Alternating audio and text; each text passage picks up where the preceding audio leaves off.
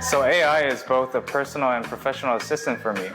It prioritizes my day, organizes my ideas, summarizes non-sensitive documents, and also helps me with deep research.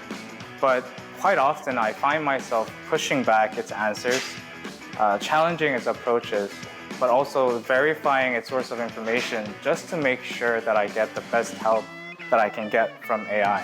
처음 2022년에 대학교에 복학하면서 GPT랑 제미나이 같은 AI를 많이 활용하였고 친구들과 대화를 할 때 뭐 너 말이 맞다, 내 말이 맞다 이렇게 다투는 경우가 많은데 이럴 거면 GPT한테 물어보자 이래가지고 GPT가 결론을 내준 경우가 좀 많습니다. 일단 사람이 할 일이 생각보다 많이 줄 거라고 생각을 합니다. 그리고 효율도 많이 늘어나서 다양한 산업 분야에서 많은 활용을 할 수 있지 않을까라는 생각을 합니다. Whichever provider you're going with, that text that you enter gets divided into smaller chunks of text that are called tokens. Those tokens, they get fed to an algorithm. It really looks like a mesh, a network, and those tokens go in and become numbers.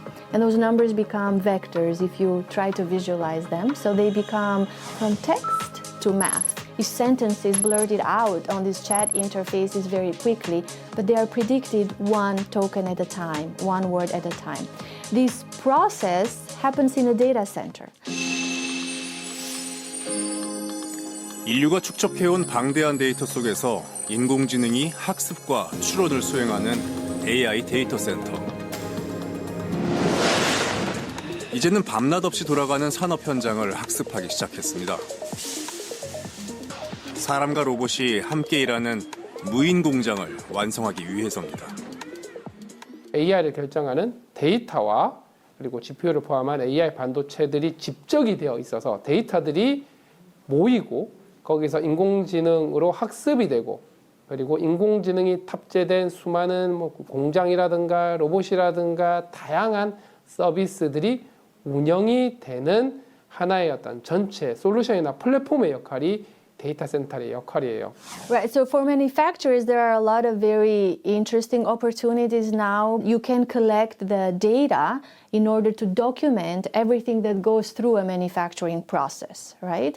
Into one of these powerful models and be used in some powerful data center in order to make predictions. 울산 같은 경우는 공장이 많고 산업 시설이 좋은데 이런 공장을 위한 산업용의 AI 또 한 영역이 됩니다. 그런 이런 쪽에 대해서는 아직까지 세계적으로 다른 나라에서도 많이 진전이 안 나가 있는 상태입니다. 전반적으로는 이제 시작 단계라고 보시면 될 것 같습니다. 자연스럽게 무인화 공장 쪽으로 가고 있는 추세입니다. 빠른 속도로 갈 거로 예상이 돼요. 한 1, 2년 내로. 그래서 우리가 빨리 거기에 타고 우리가 선두주자로 가야 되는데 아직까지 우리가 어떻게 해야 되는지 방향도 없고 방법도 모르는 것 같습니다. 세계 최고 수준의 산업 데이터를 보유하고 있는 대한민국. 제조업 분야 AI 강대국 실현의 골든타임이 본격적으로 시작됐습니다.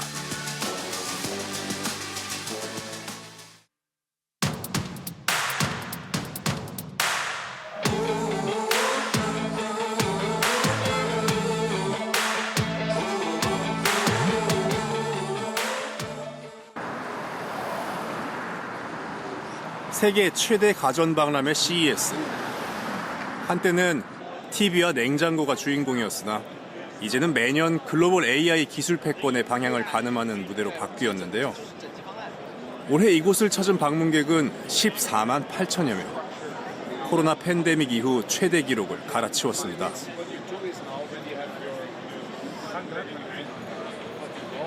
이곳에서 모두의 시선을 한눈에 사로잡은 것은 역시 휴머노이드였는데요.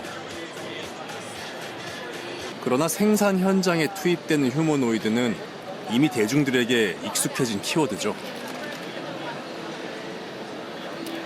By mapping human movement into robot learning, every lead, turn, and recovery motion all captured as real operational data. This data creates better training create safer, smarter robots, and smarter robots create better factories for people. We get tons of questions about this. Zach, while we have our 특히 우리나라 제조업 분야 AI 전환에 전 세계의 이목이 집중됐습니다. how is Atlas moving today? What I think you're going to see over the next few years is that AI is going to be used on an enterprise level to finally make work easier, make it more effective. AI, like I said, has been for many years now has been sort of more of a toy, and now it's finally being employed.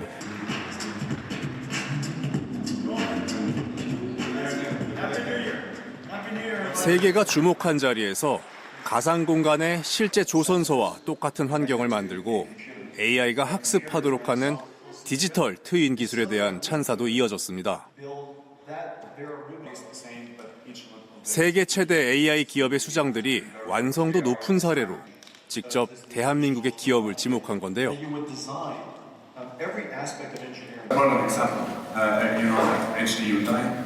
I mean, they build ships, huge ships, and ship yards, by the way, and they use our technology. That's right. They're sitting on NVIDIA. This is a digital twin of an entire ship. Every nut and bolt is in there. It's incredible. I mean, This is the full CAD of the ship. this is it. The perfect size digital twin. This is quite a perfect example of the type of work that we do together in this realization of this digital twin idea. It would, of course, run all of the software in the digital twin. And in the future, I hope that the ship, this digital twin of the ship, will actually put it in the ocean, a virtual simulation of the ocean, and see it completely operate.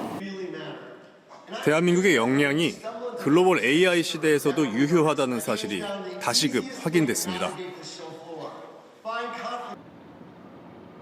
설계에서 운항까지 AI 로봇이 알아서 진행하는 스마트 조선소 구축이 머지않았습니다. 설계부터 생산, 안전까지 모든 영역을 디지털화하고 연결 예측해서 자율운영 조선소를 가겠다라는 로드맵을 가지고 있습니다. 첫 번째 1단계는 23년까지 눈에 보이는 조선소, 모든 정보를 디지털화하고 가시하겠다라는 것을 목표로 해서 이미 저희가 추진을 했고 한 대략 80% 이상 정도를 디지털화해내고 있습니다.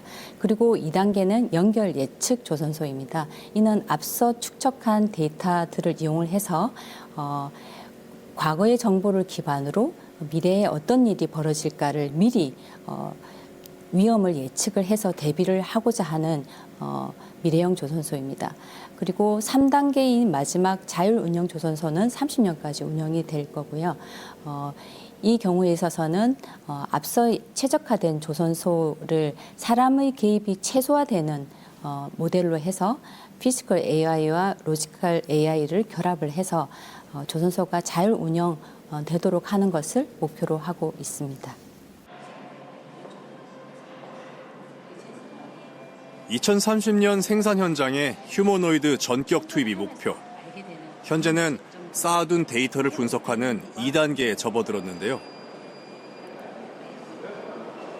조선산업은 오랫동안 숙련 노동자의 풍부한 노하우가 생산과 품질을 좌우하던 산업이었죠. 지금 산업 현장에서는 수많은 설비와 공정에서 발생하는 데이터가 실시간으로 수집되고 AI가 다음 공정을 예측합니다. 경험에 의존하던 판단이 이젠 데이터와 AI가 함께 결정하는 구조로 바뀌고 있는 건데요. 이제 저희가 추구하는 방식은 데이터를 기반으로 해서 보다 과학적으로 문제 해결을 하고자 하며 이렇게 하다 보니 직관에 의해서 판단하던 것을 데이터 기반으로 하는 의사결정 체계의 구축을 하고 있다고 말씀드릴 수 있겠습니다.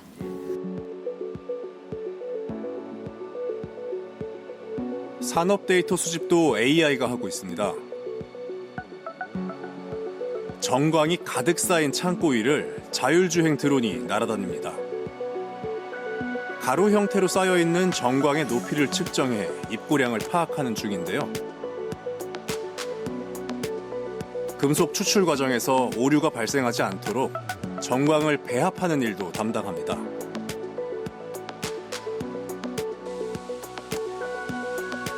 출고된 납덩이에 불순물은 없는지 감지하는 일도 하는데 이 순간에도 제조 데이터가 차곡차곡 쌓이고 있습니다.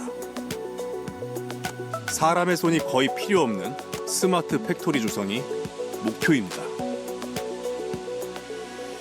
스마트 팩토리가 그 답이다라고 도출을 했고 그 스마트 팩토리로 이어가는 그 과정은 일종의 데이터가 반드시 필요한 그 과정이라고 생각을 했기 때문에 한 5년 전부터 그 데이터 축적에 집중을 했고 그 방법으로는 우리 현장의 모든 노하우를 어떻게 디지털라이제이션을 할 거냐라고 접근을 해서 우리 현장 근무자들이 사용하는 모든 정보 또 모든 자료 모든 어떤 기록들을 다 개인 단말기를 통해서 모두 디지털화하는 작업들을 5년 전부터 시작을 하고 있다라고 좀 말씀을 드리고 현장을 누비는 직원들의 필수 아이템 스마트 기기인데요. 총 600여 대의 단말기에 오늘 하루 동안의 모든 활동과 특이점을 기록하는 것이 목적입니다. 우리 현장에는 실시간으로 수천 개, 수만 개의 데이터가 실시간으로 작성되고 있습니다. 또 파크뷰라는 시스템을 도입을 해서 현장에서 실시간으로 각 컨트롤룸에서 일어나는 모든 DCS 데이터, PCS 데이터들을 다른 데이터로 축적해가는 프로그램을 만들었습니다.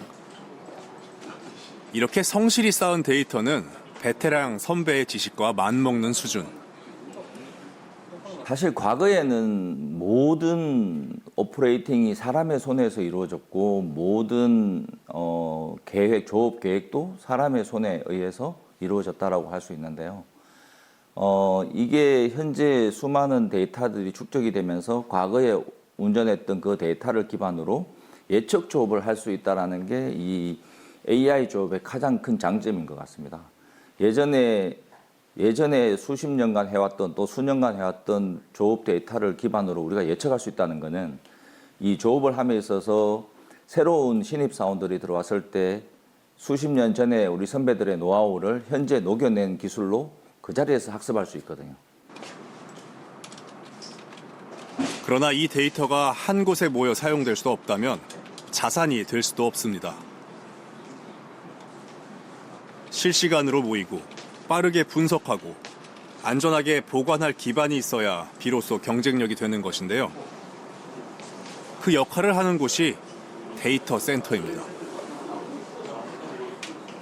서울로 가기 위해서는 KTX를 탑니다. KTX가 없으면은 고속버스라도 타야지 서울로 갑니다. 우리가 AI를 하고자 하는데 데이터 센터가 없는 거는 KTX를 안 타고 서울로 가겠다 하는 이야기와 같습니다. 데이터 센터가 있어야지만 AI를 할 수가 있는데 데이터 센터 없이 우리가 AI 하겠다. 그러면은 서울을 어떻게 가나요? 어떻게 AI를 이룰 수 있나요?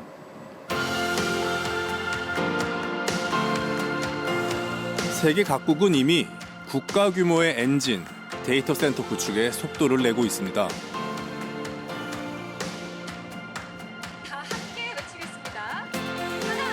우리 대한민국 최대 규모의 데이터 센터는 다름 아닌 울산에 들어섰는데요.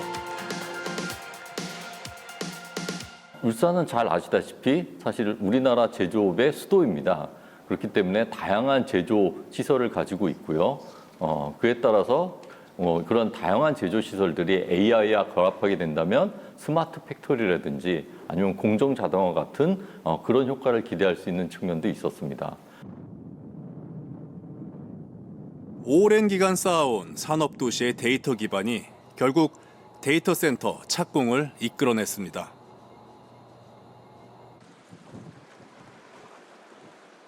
게다가 울산 주변으로는 총 8기의 원전이 빼곡히 밀집해 있는데요. 100% 넘는 전력 자립률이 증명하는 안정적인 에너지 기반이 전제 조건을 충족시켰습니다. 울산은 SK그룹의 가스 공급망과 발전소 등이 구비되어 있고 또한 한전에서 백업 전력을 공급해주기 때문에 이중으로 안정성을 확보할 수 있습니다. 또한 이제 저희가 AI 데이터 센터 클러스터로 발전하게 된다면 SK 가스에서 보유하고 있는 LNG, LPG 복합발전소인 UGPS로부터 최대 1.2기가까지 이르는 탄탄한 에너지 공급망을 부여하기 있기 때문에 울산에 AI 데이터 센터가 들어선다는 것은 단순히 큰 건물 하나 들어서는 것과의 전혀 다른 의미가 있습니다. 첫 번째로 데이터 센터가 물리적으로 가까이 있으면 당연히 그 데이터를 처리하는, 즉 주고받는 속도가 비약적으로 빨라집니다. 둘째로는 AI 데이터 센터 같은 경우는 단순히 데이터를 저장하는 공간이 아니라 GPU라든지 그리고 다양한 분석 도구를 제공하기 때문에 R&D를 가속화할 수 있습니다. 셋째로는 산업 생태계 활성화가 가능해집니다. 데이터 센터 주변으로 다양한 IT 기업과 솔루션 회사들이 모여들면서 디지털 클러스터가 형성되고 기업들은 자연스럽게 최신 기술 트렌드를 접하고 협력사를 찾기 쉬워집니다. AI 시대에서 데이터 센터 건립은 국가 경쟁력과도 직결되는데요. 정부 정책의 가장 큰 두 가지 키워드를 보면 인프라 정책 관점에서요. 하나는 AI 고속도로일 거고요. 다른 하나는 에너지 고속도로겠죠. 그래서 AI 고속도로라고 하는 것은 AI 기술 그리고 AI를 여러 가지 산업이나 공공에 잘 활용할 수 있는 기반이 되는 고속도로 역할을 하는 것을 구축하겠다는 거고요. 그 고속도로 역할을 하는 게 데이터 센터라고 보시면 될 것 같고, 인공지능 기술이 발전하면서 점점 더 많은 전력을 활용을 하고 있습니다. 그러다 보니 충분한 전력 공급이 필요하고, 그래서 전력을 충분히 더 많이 공급할 수 있도록 하는 전략이 에너지 고속도로라고 보시면 됩니다. 앞서 10년 일찍 데이터 센터를 유치한 도시의 모습은 어떨까요? 미국 버지니아주 북부. 이곳 일대는 데이터 센터 앨리라는 이름으로 불리고 있습니다. 매일 전 세계 인터넷 트래픽의 상당 부분이 이 지역을 통과할 만큼 글로벌 데이터 흐름의 교차로 역할을 하는 곳인데요. 덕분에 주변으로 기업과 사람들이 모여들어 하나의 도시를 구축했습니다. We were beginning to go through the great housing bubble, and at that time, only 19% of our tax base was commercial. 81% was based on the residential real estate. So as residential real estate values went down, we needed to find a way to grow our commercial tax base. And through some research and through really looking at what our assets were, we identified data centers as the opportunity for us. Well, when you look at the Loudoun County tax rate, it is the lowest in the area. Yeah, the tax revenue from the data centers has been amazing. We'll get over $1 billion this year in local tax revenue. We've gone from 19% tax base of commercial to 51%. 데이터 센터 안에는 값비싼 서버와 장비가 가득 들어서는데 이 장비들에게도 세금이 붙습니다. 그 세금이 지역 재정 속으로 꾸준히 들어오게 되었죠. 즉, 주민들에게서 걷는 세금 비중은 줄고 기업에게 걷는 세금이 늘어난 셈입니다. So what it's enabled us to do is to continue to grow as a community, to build new roads, do affordable housing, have great schools, really build a quality community, and doing so at the same time that we've reduced the the tax rate on our residents by 48 cents on the dollar, which saves our average resident about $3,500 a year. 주민들 역시 데이터 센터를 지역 재정을 지탱하는 하나의 축으로 바라보고 있습니다. I came here in '83, so that's 43 years. Yeah. Oh, there definitely tax benefits, keeping the property taxes down, and adding money into the county for schools, police, and other things that we need. Data centers are, part of the future. I think the Korean people, at least based upon my limited experience, would be more accepting of, it's called progress. Data centers represent progress. And whether you want it, it's coming. But I think it's overall a good thing. 이렇게 지역 재정의 효자 노릇을 하는 데이터 센터. 그러나 대규모 고용 산업과는 결이 다릅니다. 대신 양보다는 질 높은 고소득 일자리 6만여 개가 창출됐는데요. 데이터 센터가 가져다주는 이익만큼 지역사회의 고민도 커집니다. 이 거대한 외형의 데이터 센터가 주거지와 얼마나 떨어져야 하는지, 또 어떤 기준으로 허가할 것인지 산업과 주민 사이 섬세한 균형이 요구됐는데요. In our new zoning ordinance, they have to be at least 500 feet away from the property line for residential. But we have instances where data centers have come in too close to homes. We have instances where homes have come in too close to data centers. You know, that's part of the growing pains of a fast-growing community. 물리적 거리만이 아니라 심리적 거리까지 좁히기 위한 노력이 이어집니다. 도시숲을 만들고 기준을 강화하며 공존의 방식을 찾아갑니다. 그러나 나쁜 점만 존재한다면 주민들이 이곳에 뿌리를 내릴 이유가 없겠죠.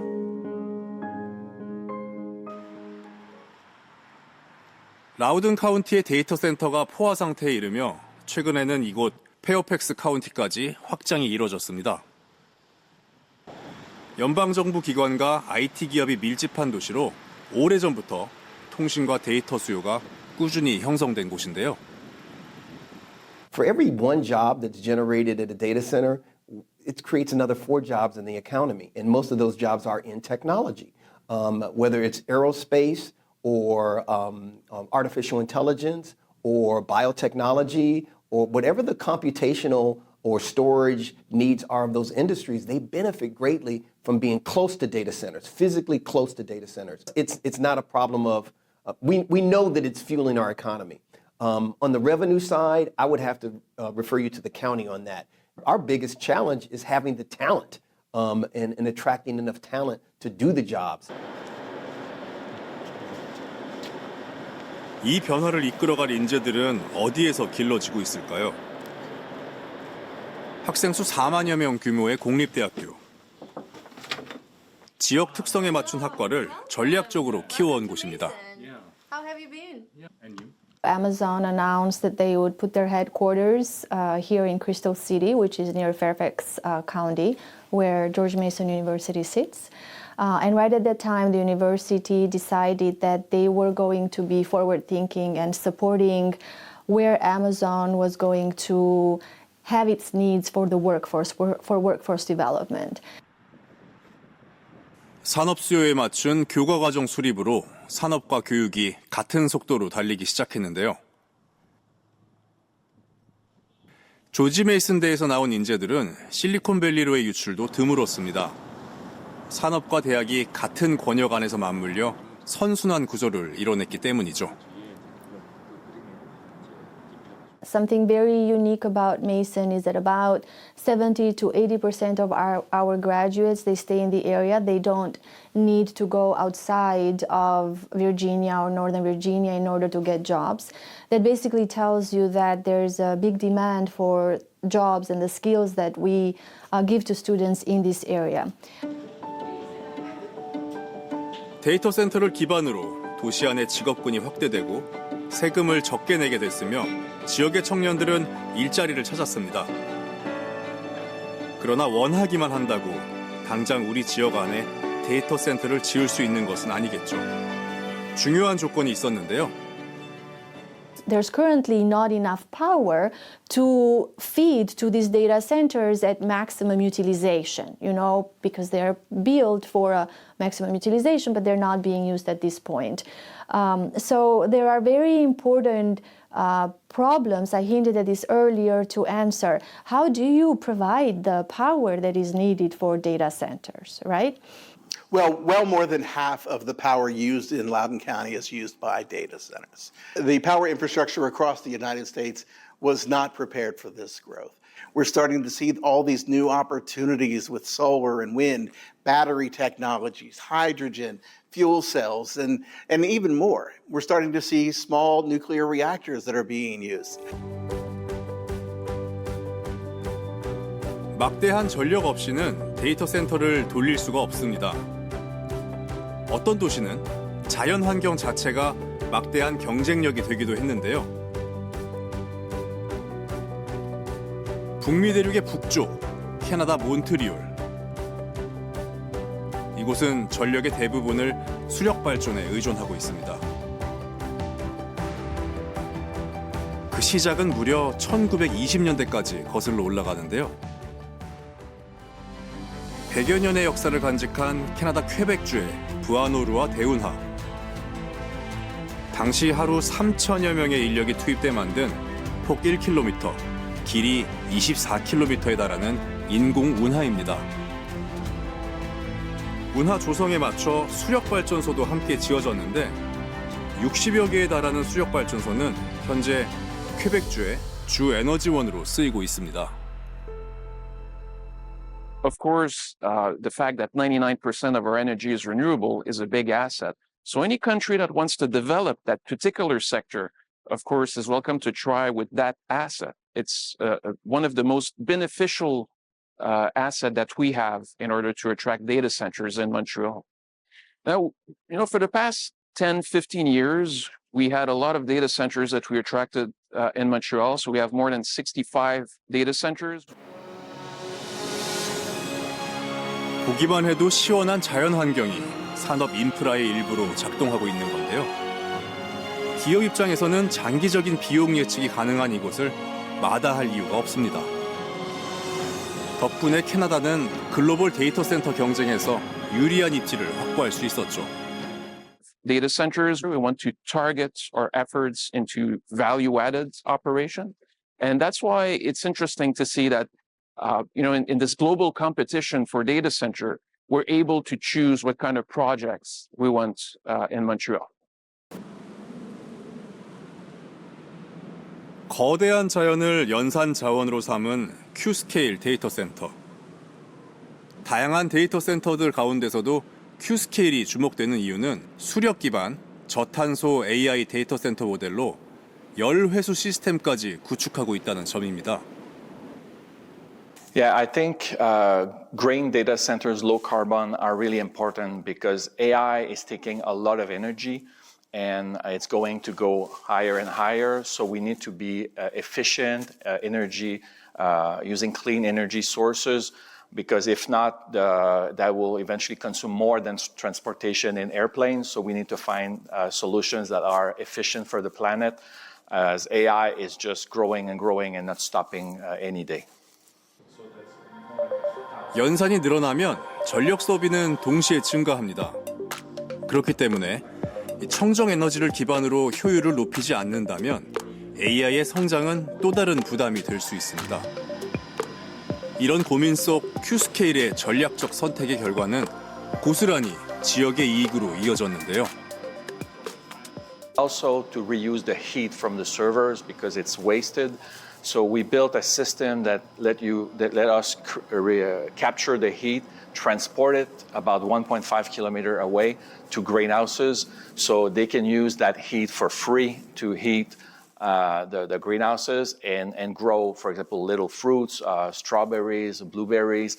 And in a country like Canada where it's cold, and by giving away the heat, I think it's 1 + 1 = 3. We bring a lot to the communities, but it could also be heating pools and houses, buildings. 옥상에 설치된 팬을 통해 끌어들인 차가운 공기로 서버를 냉각하고 앞서 가열된 공기는 열회수 시스템을 통해 인근 아파트와 스마트팜 에너지로 다시 활용됩니다. 자연의 기후 조건과 계산 인프라가 맞물리며 하나의 순환 구조를 만들어낸 거죠.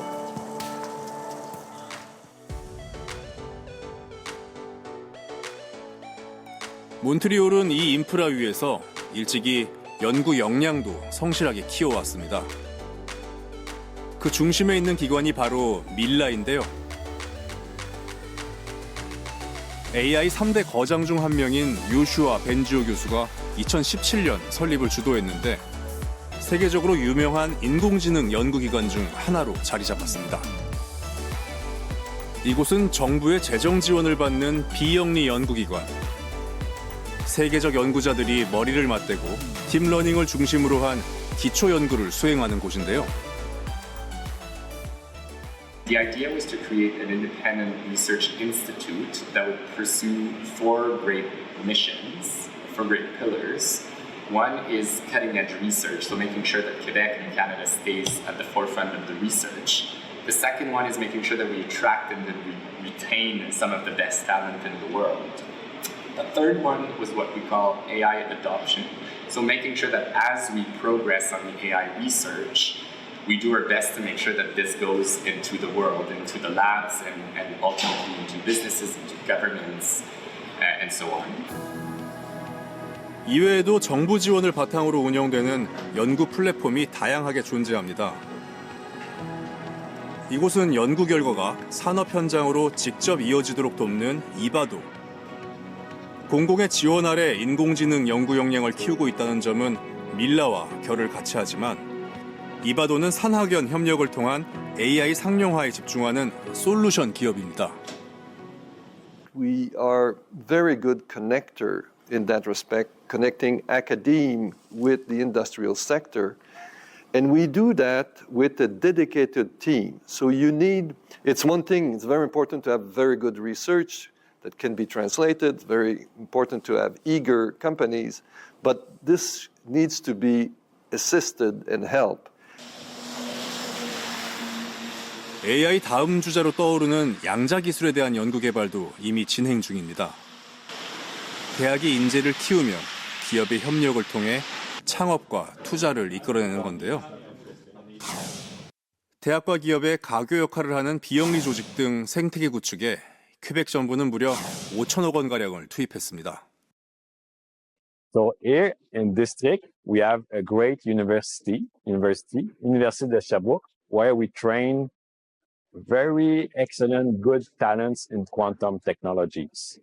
So these talents, if they have a great idea, there's a whole spectrum for them to go from their idea. So they learn all these tools at the university.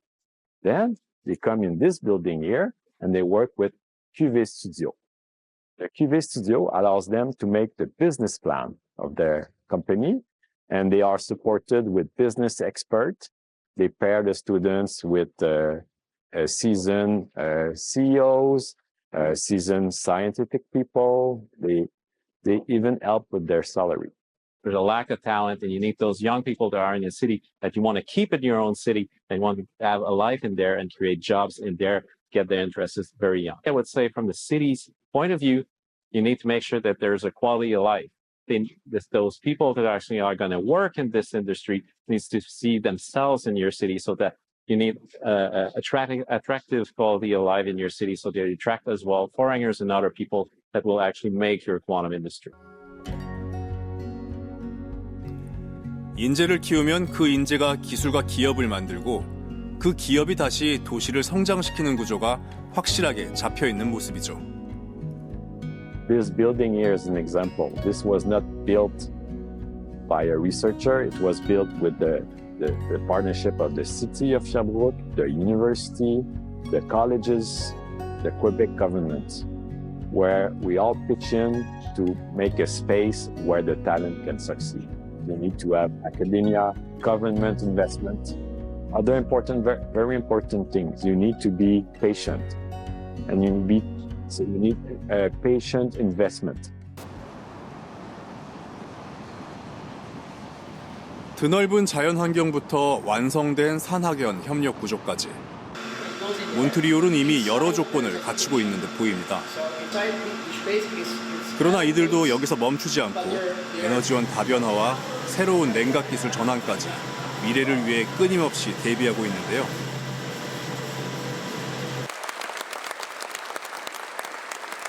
백여 년 전부터 쌓아온 역사와 비교를 해보면 대한민국은 출발이 늦은 게 아닐까, 왠지 위축되는 기분도 듭니다.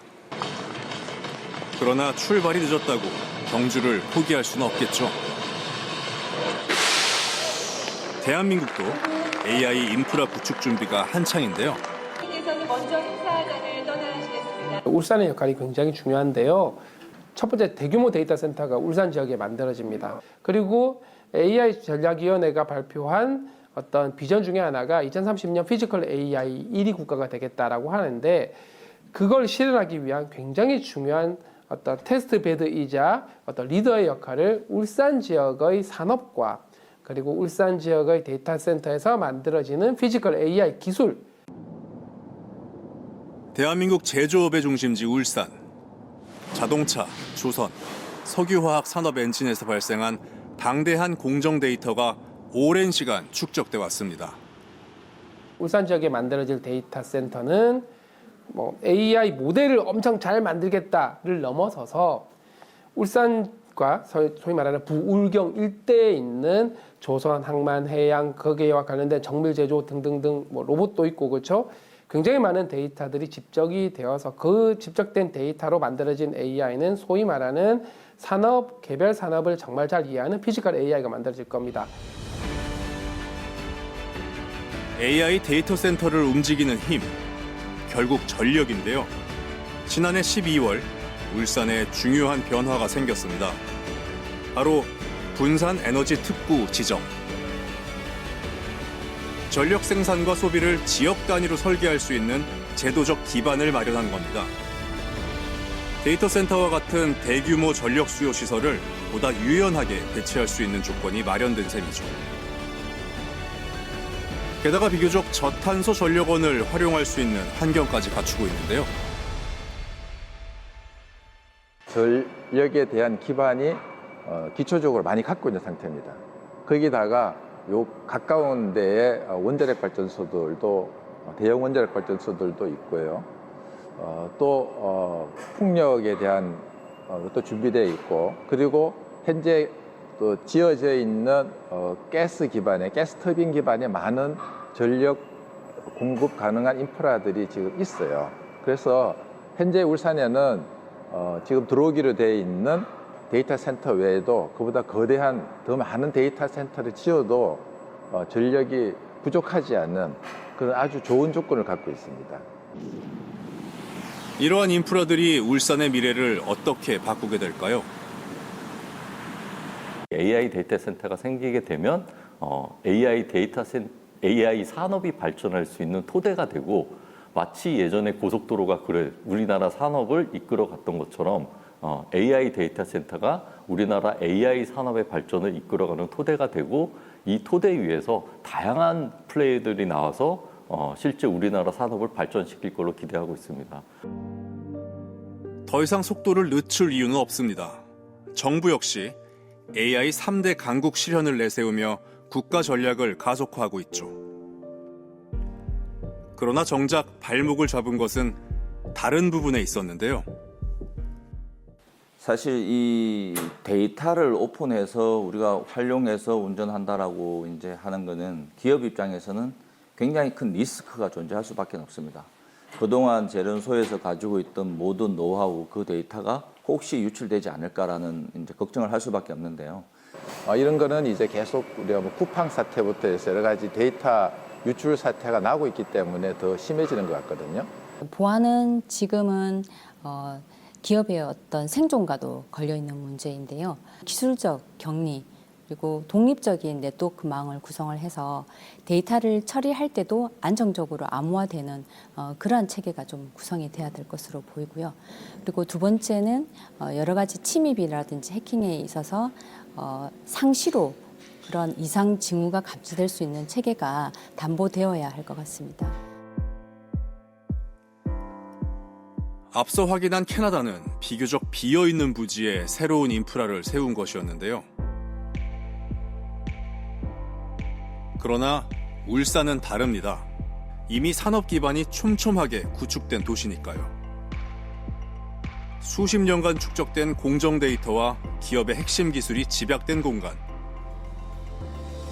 그렇기 때문에 데이터 센터를 통해 외부 거래를 하려고 할 때 가장 우려스러운 지점은 보안입니다. Yeah, I think especially for countries or places where smart manufacturing is really important, so robotics, AI, automation. So I think it requires some differences in terms of equipment, and especially what we call edge computing, where you put the servers close to the factory.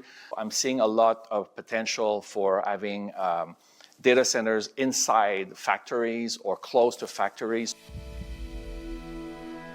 다시 말해 공장에서 수집된 데이터 중 민감한 부분을 제외한 일률적인 데이터만 AI 데이터 센터로 보내고 단순 연산을 거쳐 돌아온 내용을 자체 엣지 컴퓨팅을 통해서 마지막 추론 과정을 거치게 하는 겁니다.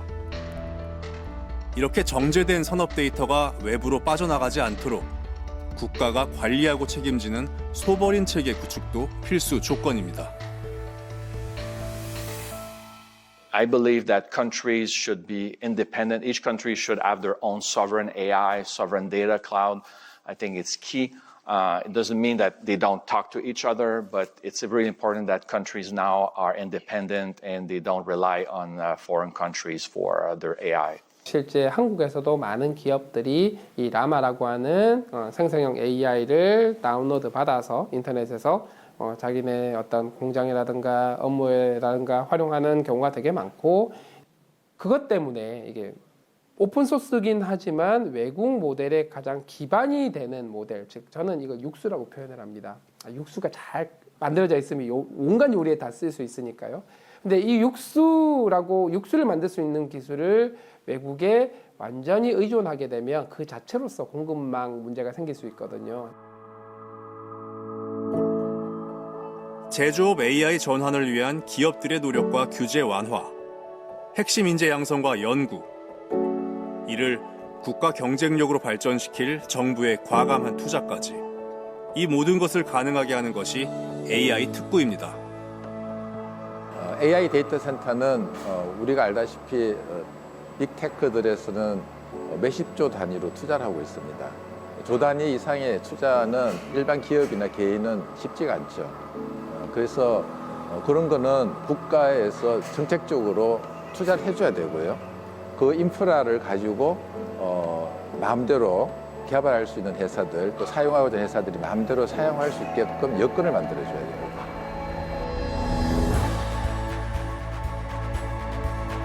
철강과 조선, 자동차, 반도체, 석유화학.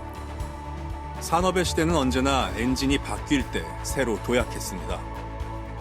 시대마다 종류는 달랐지만 그 산업이 도시를 움직이는 힘이라는 본질은 같았는데요.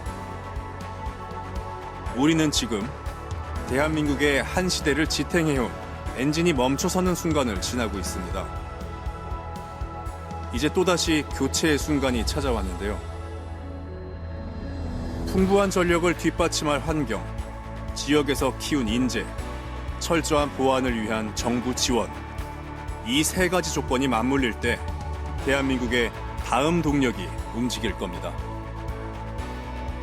AI가 우리를 침범하는 게 아니라 우리가 AI를 활용한다는 자신감이 있어야 된다라고 말씀드릴 수 있습니다.